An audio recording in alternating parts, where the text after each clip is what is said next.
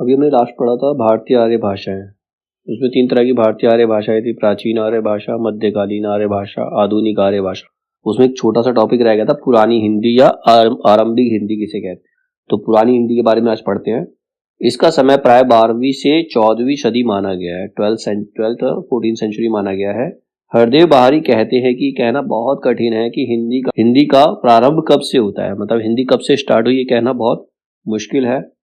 लेकिन इतना तय है कि हिंदी के आदिकाल का अधिकतम साहित्य राजस्थान से प्राप्त होते हैं। तो हिंदी के जितने भी साहित्य हैं, आदि जो शुरुआती साहित्य है, स्टार्टिंग के जो साहित्य हैं, वो राजस्थान से प्राप्त होते हैं। चंद्र शर्मा ने 11वीं शताब्दी की परवर्ती अपभ्रंश को हम अभट भी कहते हैं। चंद्र शर्मा मानते हैं कि जो 11वीं शताब्दी में परवर्ती अपभ्रंश या अभट था, वहीं से पुरानी हिंदी का उदय होता है। ये कौन मानता है? चंद्रधर शर्मा।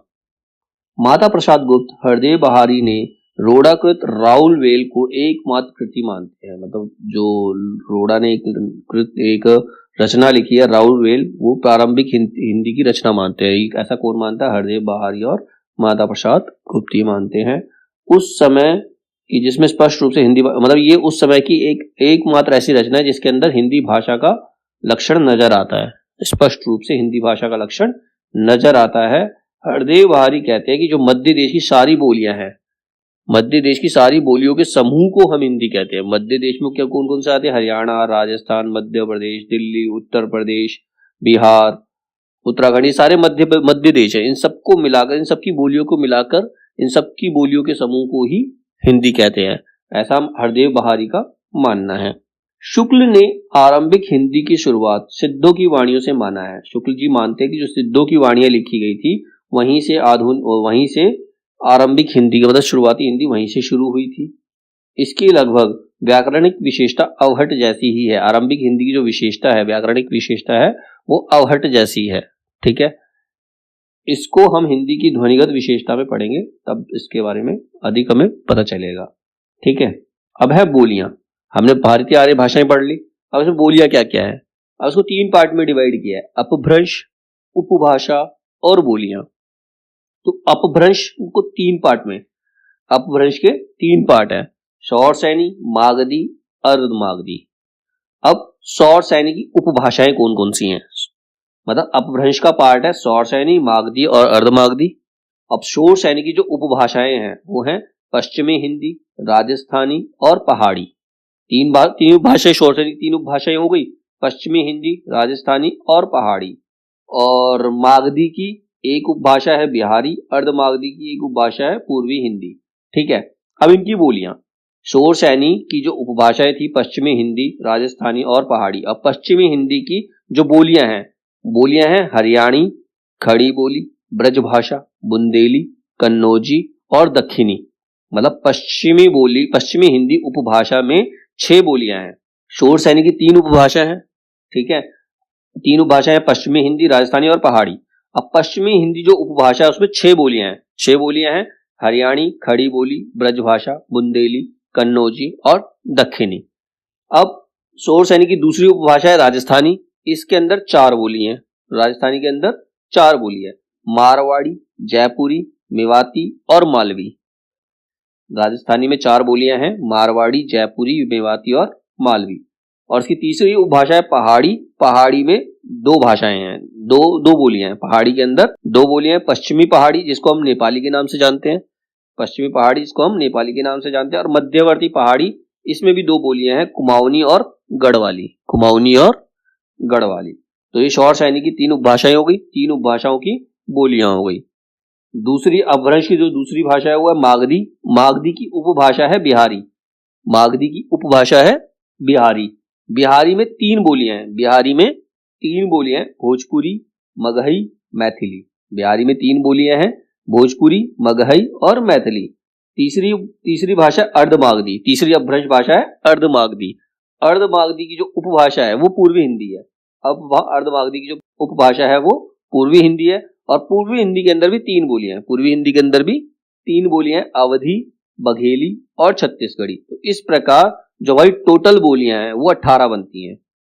टोटल बोलियां 18। पश्चिमी हिंदी की 6 बोलियां, राजस्थानी की 4 बोलियां, पहाड़ी की 2 बोली, बिहारी की 3 और पूर्वी हिंदी की 3, इनको मिला के टोटल बोलियां जो है वो 18 है। क्वेश्चन बनता है भारत में कितनी बोलियां पाई जाती हैं जिनको हम मान्यता प्राप्त हैं, तो वो है 18 बोलियां। ठीक है, अब इनको डिटेल में करेंगे हम आगे। पश्चिमी हिंदी, सबसे पहले हम पश्चिमी हिंदी, अपभ्रंश की पश्चिमी हिंदी के बारे में पढ़ते हैं।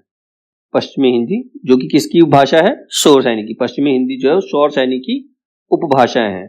ठीक है, तो एक क्वेश्चन और बन सकता है, हिंदी में कितनी उपभाषाएं हैं और कितनी बोलियां हैं? तो हिंदी में कुल 5 उपभाषाएं हैं और 18 बोलियां हैं।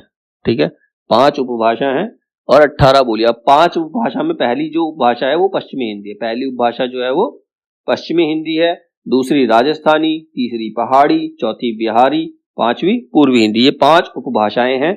इन पांचों उपभाषाओं की बोली के बारे में हम डिटेल में पढ़ते हैं कि कौन कौन से क्षेत्र में ये बोलियां बोली जाती हैं। तो पहली उपभाषा है पश्चिमी हिंदी। पहली उपभाषा है पश्चिमी हिंदी। इसका विकास सौर सैनी अपभ्रंश से हुआ है। ये सौर सैनी अपभ्रंश का पार्ट है। इसके अंतर्गत 5 बोलियां आती हैं। वैसे हमने उसमें पढ़ा था 6 बोली, अभी इसमें दे रखा है 5 ही बोली हैं। कोरवी या खड़ी बोली, दूसरा हरियाणी, ब्रज, कन्नौजी, बुंदेली।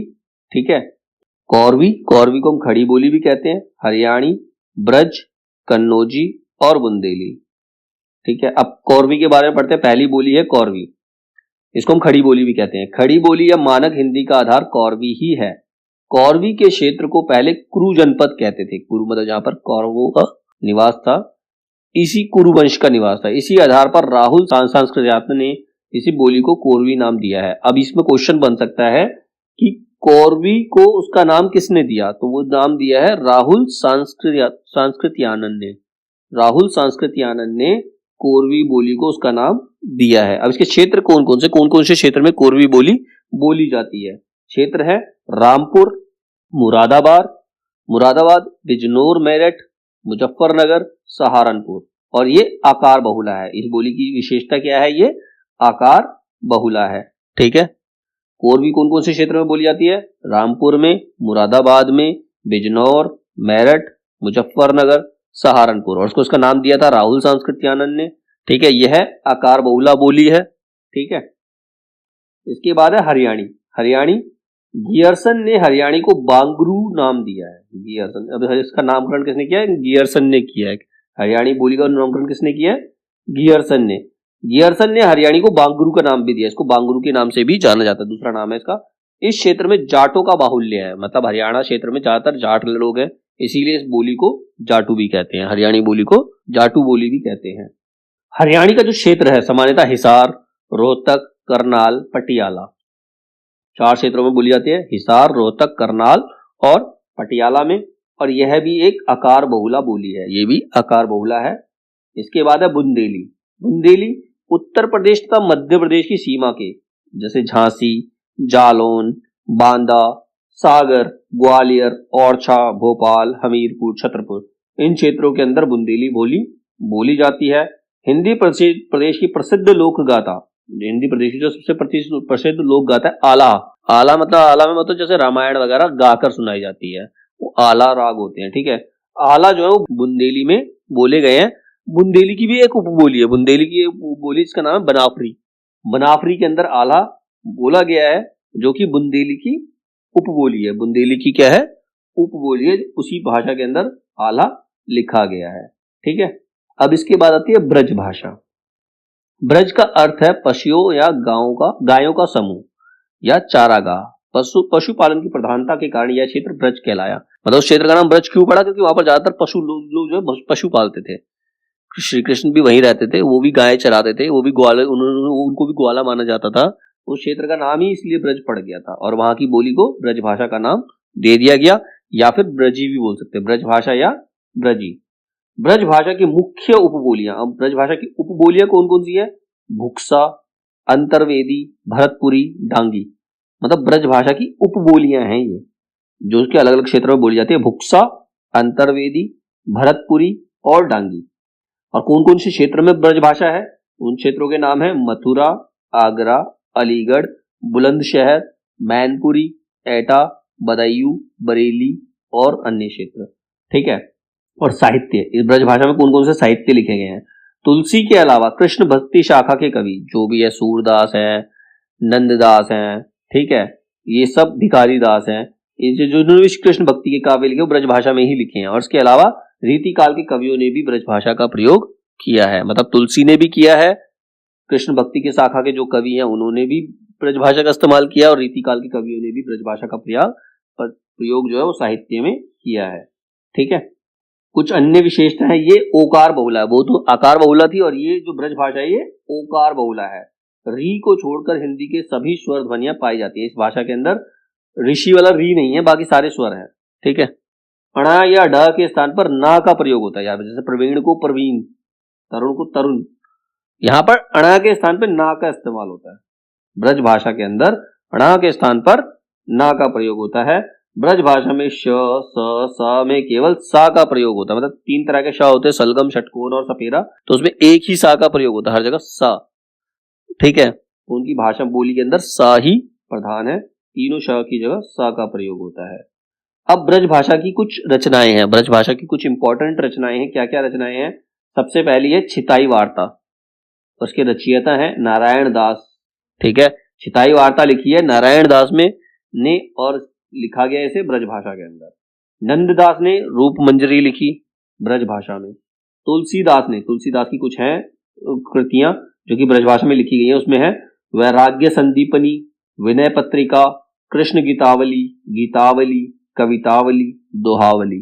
ठीक है, तो ये सारे जो हैं किसने? तुलसीदास ने लिखे हैं, तुलसीदास ने ब्रज भाषा के अंदर लिखे हैं। तुलसीदास ने अवधी भाषा में भी रचनाएं लिखी हैं, और ब्रज भाषा की रचनाएं उसकी अलग है और अवधी भाषा की अलग है। तो ब्रज भाषा में कौन कौन सी रचनाएं हैं? वैराग्य संदीपनी, विनय पत्रिका, कृष्ण गीतावली, कवितावली, दोहावली। जहां पर कृष्ण का नाम आ जाए वहां ब्रज भाषा ही आएगी, जहां राम का नाम आएगा वहां अवधी भाषा आएगी। ठीक है, अवधी बोली है, मतलब भाषा नहीं, बोली। नाबादास ने लिखी है भक्तमाल, नाबादास ने भक्तमाल लिखी है ब्रज भाषा में। सूरदास ने लिखी है, सूरदास भी ये ब्रज भाषा के ही कवि हैं मेनली, कि इन्होंने कृष्ण भक्ति की ही कविताएं लिखी हैं। तो सूरदास ने लिखी है सूर सागर और साहित्य लहरी, सूरदास ने लिखी है सूर सागर और साहित्य लहरी। और बिहारी ने लिखी है बिहारी सत्सई, बिहारी ने लिखी है बिहारी, इसका नाम तो वैसे ही पता चल जाएगा। बिहारी सत्सई किसने लिखी है? बिहारी ने लिखी है, ब्रज भाषा में लिखी है। तो ये कुछ रचनाएं हैं ब्रज भाषा की मेन। ठीक है, इस पे क्वेश्चन बन सकते हैं। अब इसके बाद है कन्नौजी। ब्रज भाषा के बाद क्या है? कन्नौजी। कन्नौज जिला ही इसका केंद्र है, मतलब कन्नौजी जो है कन्नौज जिला के अंदर ही बोली है, जिले का नाम है कन्नौज, तो वहां की भाषा, वहां की जो बोली है वो कन्नौजी है। उत्तर प्रदेश के शाहजहांपुर, हरदोई, कन्नौज, फर्रुखाबाद, कानपुर, इटावा और पीलीभीत में कन्नौजी बोली बोली जाती है। ये ओकार बहुला भाषा है, ब्रज भाषा भी ओकार बहुला थी और कन्नौजी भी ओकार बहुला है। इसके बाद है Rajasthani Hindi. Sir George Gierson ने राजस्थान की विभिन्न बोलियों को सामूहिक रूप से राजस्थानी हिंदी कहा है, तो उसका नामकरण किसने किया है? जॉर्ज गियर्सन ने किया है। सर जॉर्ज गियर्सन ने राजस्थान की विभिन्न बोलियां, राजस्थान में जितनी बोलियां बोली जाती है उनको सामूहिक रूप से राजस्थानी हिंदी का नाम दे दिया। अब इसमें एक इंपॉर्टेंट पॉइंट है, मार्कंडेय ने अपने ग्रंथ प्राकृत सर्वस्व में अपभ्रंश के 3 भेद किए थे। मार्कंडेय ने जो ग्रंथ लिखा था उसका नाम प्राकृत सर्वस्व है। प्राकृत सर्वस्व किसने लिखा है? मार्कंडेय ने लिखा है। उसने अपभ्रंश के 3 भेद किए थे, जिसमें से एक था उपनागर। राजस्थानी की बोलियों को ही उपनागर कहा है, मतलब राजस्थान की जितनी बोलियां हैं वो उपनागर है, मतलब अपभ्रंश का एक पार्ट है। ठीक है, सर्वमान्य रूप से राजस्थानी बोलियों के क्षेत्र के आधार पर 4 भेद किए गए हैं। राजस्थानी बोलियों के 4 पार्ट है, राजस्थानी बोली के 4 पार्ट है, वो क्षेत्रों के आधार पर है। जैसे जयपुरी, ये पूर्वी राजस्थान है, जयपुरी जो है वो पूर्वी राजस्थान है। मारवाड़ी पश्चिमी राजस्थान है। मेवाती उत्तरी राजस्थान है। मालवी दक्षिणी राजस्थान है। ठीक है, मतलब ईस्ट राजस्थान जो है वो जयपुरी है, ईस्ट राजस्थान जयपुरी है। वेस्ट राजस्थान मारवाड़ी है। नॉर्थ राजस्थान मेवाती है और साउथ राजस्थान मालवी है। तो राजस्थानी की बोलियों की 4 पार्ट है, जयपुरी, मारवाड़ी, मेवाती और Malvi, east, west, north, south. ठीक है, इसके बाद अब इन चारों को पढ़ेंगे। तो मेवाती में क्या है? मेवाती का जो क्षेत्र है वो अलवर, गुड़गांव, भरतपुर और उसके आसपास का क्षेत्र है। इसकी एक मिश्रित उपबोली है अहीरवाटी। मेवाती की एक मिश्रित उपबोली है, मेवाती की उपबोली है, इसका नाम क्या है? अहीरवाटी। अहीरवाटी जो है मेवाती की उपबोली है। और मेवाती किसका पार्ट है? राजस्थानी हिंदी का पार्ट है। मालवी, दक्षिण राजस्थान की प्रतिनिधि बोली मालवी है। उज्जैन के आसपास का क्षेत्र मालव या मालवा नाम से प्रसिद्ध है। उज्जैन के जो आसपास का क्षेत्र है उसको मालव या मालवा के नाम से जाना जाता है। यहाँ की बोली को मालवी कहते हैं। यह उज्जैन, इंदौर, देवास, रतलाम और भोपाल, मालवी कहाँ बोली जाती है? उज्जैन, इंदौर, देवास, रतलाम और भोपाल के अंदर। इसके बाद जयपुरी, यह राजस्थान के पूर्वी भाग की बोली है, मतलब ईस्ट पार्ट की। इसका केंद्र जो है, इसका सेंटर जो जयपुर है, और जयपुर का पुराना नाम ढूंढान है। जयपुर का पुराना नाम क्या है? ढूंढान। इसीलिए इस बोली को ढूंढानी भी कहते हैं। इसीलिए इस बोली को ढूंढानी भी कहते हैं। तो ये क्वेश्चन बन सकता है कि जयपुर का पुराना नाम क्या है? ढूंढान। और जयपुरी की उपबोली है हाड़ौती। जयपुरी की उपबोली है हाड़ौती। इसके बाद मारवाड़ी। पश्चिमी राजस्थान, पश्चिमी राजस्थानी जो मारवाड़ी बोली है। मारवाड़ी जो बोली जाती है वो राजस्थान के जोधपुर, अजमेर, मेवाड़, सिरोही, बीकानेर, जैसलमेर, उदयपुर, चूरू, नागौर, पाली, जालौर, बाड़मेर, इन क्षेत्रों के अंदर मारवाड़ी बोली बोली जाती है। लोक साहित्य की दृष्टि से मारवाड़ी संपन्न उपभाषा है।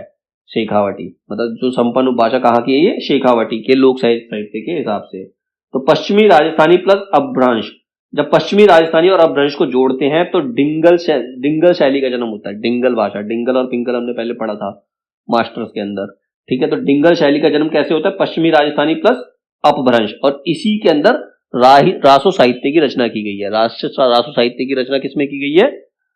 डिंगल शैली में की गई है, जो कि किसका मिश्रित रूप है? पश्चिमी राजस्थानी और अपभ्रंश का मिश्रित रूप है, ठीक है। तो क्वेश्चन बन सकता है रासो साहित्य कौन सी भाषा शैली में है? कौन सी भाषा शैली में? डिंगल शैली में है, ठीक है। इसके बाद पहाड़ी हिंदी। पहाड़ी हिंदी के अंदर था कुमाऊनी और गढ़वाली। कुमाऊनी और गढ़वाली। नैनीताल, अल्मोड़ा एवं पिथौरागढ़ क्षेत्र का परंपरागत नाम कुर्मांचल है। मतलब इनका जो पुराना नाम है, परंपरागत मतलब पुराना जो नाम है वो कुर्मांचल है, जिसे अब कुमाऊं कहते हैं। पहले पूर्वांचल था, अब क्या बन गया? कुमाऊं कुर्मांचल था पहले, अब कुमाऊं बन गया, और यहाँ की बोली को कुमाऊनी कहते हैं। पहाड़ी में दो ही है, कुमाऊनी और गढ़वाली। तो कुमाऊनी जो है नैनीताल, अल्मोड़ा, पिथौरागढ़, ठीक है। गढ़वाल की बोली जो है गढ़वाली है। उत्तराखंड राज्य के टिहरी गढ़वाल की बोली गढ़वाली का आदर्श रूप मानी जाती है। तो उत्तराखंड के अंदर जो ज्यादातर बोली बोली जाती है वो क्या है? गढ़वाली है, ठीक है। तो ये तो हमने पश्चिमी हिंदी के बारे में पढ़ लिया। अब इसके बाद आते पूर्वी हिंदी।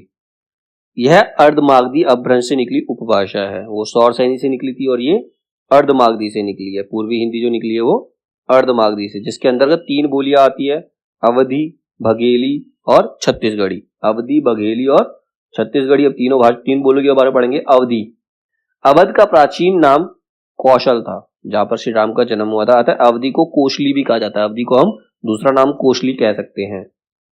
इसके जो क्षेत्र हैं वो फैजाबाद मंडल, सुल्तानपुर, अंबेडकर नगर, लखनऊ मंडल में रायबरेली, सीतापुर, उन्नाव, और इलाहाबाद मंडल के अंदर प्रतापगढ़ और कौशाम्बी। इन क्षेत्रों के अंदर अवधी बोली जाती है। ये जो है आकार बहुला है। ये क्या है? आकार बहुला बोली है। अणा के स्थान पर न बोलने की प्रवृत्ति है। जैसे गुण को गुण बोलेंगे। अवधि में श और शा का उच्चारण सा से ही होता है, जैसे कि ब्रज भाषा में होता है। जैसे ऋषि विश्वामित्र, मतलब ऋषि विश्वामित्र को क्या बोलेंगे? ऋषि विश्वामित्र, ठीक है। ये अवधी भाषा में है। अवधी का साहित्य मुख्य रूप से राम भक्ति शाखा के कवि रामचरितमानस केंद्र में है। मतलब मैंने बोलता ना, जहां राम का नाम आ जाए वहां पर अवधी भाषा है। तो इसका जो सबसे प्रमुख रचना है वो रामचरितमानस है। इसके अलावा सूफी काव्य पद्मावत भी जो है वो अवधी भाषा में है, ठीक है। नोट, मुल्ला दाऊद कृत चंद्यायन, मुल्ला दाऊद ने लिखी है चंद्यायन, 1379 में लिखी थी। साहित्यिक दृष्टि से अवधी का प्रथम ग्रंथ है। तो अवधी का प्रथम ग्रंथ किसे माना गया है? चंदायन को माना गया है। और चंदायन किसने लिखी है? मुल्ला दाऊद ने लिखी है। चंदायन किसने लिखी है? मुल्ला दाऊद ने लिखी है, और 1379 में लिखी थी। 1379 में। इसमें 3-4 क्वेश्चन बन सकते हैं कि अवधी का प्रथम ग्रंथ किसे माना जाता है। तो अवधी का प्रथम ग्रंथ जो है चंदायन को माना जाता है। चंदायन के रचयिता कौन है? चंदायन की रचयिता मुल्ला दाऊद है। और चंदायन की रचना कब हुई थी? चंदायन की रचना 1379 ईस्वी में हुई थी। तो साहित्यिक दृष्टि से इसे अवधी का प्रथम ग्रंथ माना गया है। शुक्ल ने अवधी की सबसे पुरानी रचना मानी है। शुक्ल के अनुसार जो सबसे पुरानी रचना वो ये चंदायन ही है। शुक्ल भी यही मानते हैं, चंदायन जो है सबसे पुरानी रचना अवधी की। इसके बाद है पूर्वी हिंदी। बघेली, बघेली को दक्षिणी अवधी भी कहते हैं, पूर्वी हिंदी में आती है बघेली, बघेली को दक्षिणी अवधी भी कहते हैं। इस बोली का क्षेत्र रीवा है। कौन से क्षेत्र में बोली जाती है? रीवा क्षेत्र के अंदर बोली जाती है, अतः इसे रिवाई भी कहा जाता है। मतलब दक्षिणी अवधि को, बघेली को हम रिवाई भी कहते हैं, बघेली का दूसरा नाम रिवाई है। ये बोली मध्य प्रदेश के दामोह, जबलपुर, मंडला, बालाघाट, उत्तर प्रदेश के बादा, फतेहपुर और हमीरपुर क्षेत्र के अंदर ये बोली जाती है। छत्तीसगढ़ी, इसके बाद छत्तीसगढ़ी है। छत्तीसगढ़ की बोली छत्तीसगढ़ी कहलाती है, छत्तीसगढ़ की बोली छत्तीसगढ़ी कहलाती है। इसे लरिया या खलटाही भी कहते हैं, मतलब छत्तीसगढ़ी को लरिया या खलटाही भी कहते हैं। इसके जो क्षेत्र है वो है कोरिया, बिलासपुर, सरगुजा, रायपुर और दुर्ग। इसके बाद है बिहारी हिंदी। यह मागधी अपभ्रंश से निकली है। पूर्वी हिंदी जो निकली थी वो अर्धमागधी से निकली थी और बिहारी हिंदी जो निकली है वो मागधी अपभ्रंश से निकली है। तो अपभ्रंश के तीन पार्ट थे ना, शौर सैनी, मागधी और अर्धमागधी। शौर सैनी में पश्चिमी हिंदी थी और पांच तरह की भाषाएं थी ना उसके अंदर, और अर्धमागधी के अंदर पूर्वी हिंदी आ गई और मागधी के अंदर बिहारी हिंदी आ गई। इसके अंतर्गत भी तीन उपभाषाएं हैं। तीन उपभाषा कौन कौन सी है? भोजपुरी, मगही और मैथिली। भोजपुरी, मगही और मैथिली ये बिहारी हिंदी की बोलियां हैं, ये बिहारी हिंदी की बोलियां हैं और ये मागधी अपभ्रंश से निकली हैं। भोजपुरी, भोजपुरी में इक्कर बहुला है, मतलब ज्यादातर शब्दों के लास्ट में ई लगाते हैं, लास्ट में शब्दों के लास्ट में क्या लगाते हैं? ई लगाते हैं। बोलने वालों की संख्या की दृष्टि से हिंदी की बोलियों में भोजपुरी का प्रथम स्थान है। अगर बोलने वालों के स्थान पर देखें तो सबसे फर्स्ट तो कौन सी बोली आएगी? भोजपुरी आएगी। बिहार राज्य का भोजपुर जनपद इस बोली का केंद्र है, मतलब भोजपुर जगह का नाम है वो, यहां से उसका सेंटर है, भोजपुरी बोली का सेंटर है। भोजपुरी का अधिकांश भूभाग उत्तर प्रदेश में और कुछ उत्तर प्रदेश के वाराणसी, गाजीपुर, देवरिया, बलिया, आजमगढ़, महाराजगंज, मऊ, चंदौली, संत कबीर नगर, सोनभद्र, कुशीनगर के संपूर्ण जिले, जौनपुर और मिर्जापुर, ये उत्तर प्रदेश के ज्यादातर जो जिले हैं वहां पर ये बिहारी हिंदी बोली जाती है, मतलब भोजपुरी बोली जाती है। भोजपुरी में लोकगीतों की समृद्ध मौखिक परंपरा रही है, मतलब ज्यादातर जो लोकगीत हैं वो भोजपुरी में ही लिखे गए हैं और नाटककार भी भोजपुरी में हुए हैं। भिखारी ठाकुर ने विदेशिया सहित 12 नाटकों की रचना की। इन्हें भोजपुरी का शेक्सपियर कहा जाता है। तो भोजपुरी का शेक्सपियर किसे कहा जाता है? भिखारी ठाकुर को। क्वेश्चन बन सकता है भोजपुरी का शेक्सपियर किसे कहा जाता है? भिखारी ठाकुर को। तो इन्होंने 12 नाटकों की रचना की है, इसमें भोजपुरी के अंदर 12 नाटकों की रचना की है, उसमें से एक का नाम है विदेशिया। ठीक है, विदेशिया जो नाटक है भिखारी दास ने लिखा है, भोजपुरी भाषा में लिखा है और भिखारी दास को भोजपुरी का शेक्सपियर कहा जाता है। और भोजपुरी को इसका नाम किसने दिया? इसका नाम दिया रेमंड ने। रेमंड ने भोजपुरी नाम दिया है, इस बोली को भोजपुरी नाम रेमंड ने दिया है। इसका दूसरी है, पहली थी मगही, पहली थी भोजपुरी, दूसरी है मगही। मगही, बिहार के मगही का प्रतिष्ठित रूप गया जिले के व्यवहृत होता है, मतलब गया जिले में जो बोली बोली जाती है उसको मगही कहते हैं और पटना में इसका प्रयोग मिलता है। फिर है मैथिली। यह नाम कोलब्रुक ने दिया है। मैथिली नाम किसने दिया है? कोलब्रुक ने। मैथिली नाम दिया है कोलब्रुक ने दिया है। मैथिली का जो क्षेत्र है बिहार के उत्तरी भाग, नॉर्थ पार्ट, बिहार का जो नॉर्थ पार्ट है इसमें पूर्वी चंपारण, मुजफ्फरनगर, मुंगेर, भागलपुर, दरभंगा, पूर्णिया और उत्तरी संथाल परगना है, तो वहां पर मैथिली बोली जाती है। विद्यापति की पदावली की भाषा मैथिली है। तो मैथिली की जो प्रमुख रचना है वो पदावली है और वो विद्यापति ने लिखी है। पदावली जो विद्यापति ने लिखी है और मैथिली की प्रमुख रचना है। अब बोली, अब सारी बोलियों के बारे में पढ़ेंगे। वो बोली कौन कौन सी है, उसके दूसरे नाम क्या क्या है, उनकी उपबोली कौन कौन सी है। जैसे हरियाणी, हरियाणी को हम बांगुरी और देशवाली के नाम से भी जानते हैं। हरियाणी की जगह हम बांगरू या देशवाली का नाम इस्तेमाल करते हैं, उसका आद्य नाम है और उसकी उपबोली है जाटू और चमरवा। हरियाणवी की उपबोली है जाटू और चमरवा। फिर दूसरी बोली है ब्रजभाषा। ब्रजभाषा को हम अंतर्वेदी भी कह सकते हैं, तो उसका दूसरा नाम क्या है? अंतर्वेदी। और इसकी उपबोली है भुक्सा, जादोवाटी, डांगी। तीसरी है बुंदेली। बुंदेली का दूसरा नाम बुंदेलखंडी है और इसकी उपभाषा है बनाफरी। इसकी उपभाषा है बनाफरी। चौथी है अवधी। अवधी को हम कौशली और बैसवाड़ी भी बोलते हैं। अवधी को हम कौशली और बैसवाड़ी भी बोलते हैं और इसकी जो उपबोली है वो जोलाहा है। इसकी उपबोली क्या है? जोलाहा है। कोरवी, कोरवी को हम खड़ी बोली भी कह सकते हैं। कोरवी को हम खड़ी बोली भी कह सकते हैं। छत्तीसगढ़ी को हम खलटाही या लरिया कहते हैं। छत्तीसगढ़ी को खलटाही या लरिया। फिर सातवीं है बघेली, बघेली को हम रिवाई के नाम से जानते हैं, बघेली को रिवाई के नाम से। और डिंगल को भाट भाषा, डिंगल जो है वो भाट भाषा है। अब बोली और उसके नामकरण करता, मतलब कौन सी बोली का नामकरण किसने किया है। कौरवी का जो नामकरण किया वो राहुल सांस्कृत्यानंद ने किया है, सांस्कृत्यानंद ने किया है। ब्रज बोली का ईश्वरचंद्र गुप्त ने किया है, ब्रज बोली का ईश्वरचंद गुप्त ने। बिहारी प्लस राजस्थानी भाषा का जो नामकरण किया है वो गियरसन ने किया है, बिहारी प्लस राजस्थानी का गियरसन ने। डिंगल का बांकीदास ने, भोजपुरी का रेमंड ने और मैथिली का कोलब्रुक ने। तो ये इनके नामकरण किए इन्होंने।